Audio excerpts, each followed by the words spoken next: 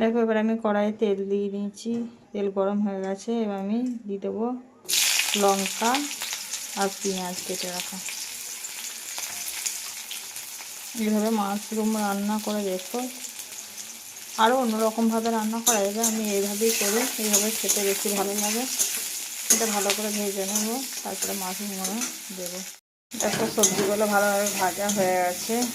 এবার আমি ধুয়ে রাখা ডালটা এর সঙ্গে অ্যাড করে দেবো আর দিয়ে দেবো স্বাদ মতো লবণ। এবার আমি জলে অ্যাড করে এটা ঢাকা দিয়ে দেবো। এখানে দেখো আমার ডালটা পুরো সেদ্ধ হয়ে গেছে। এবার আমি একে নামিয়ে নেব, নিয়ে ফোড়ন দেব। কড়াইয়ে তেল দিয়ে দিচ্ছি 5 ফোড়ন আর লঙ্কা, একটা গোটা লঙ্কা আর 5 ফোড়ন। এবার দিয়ে দিচ্ছি কেটে রাখা পেঁয়াজ আর দিয়ে দিচ্ছি কেটে রাখা টমেটো।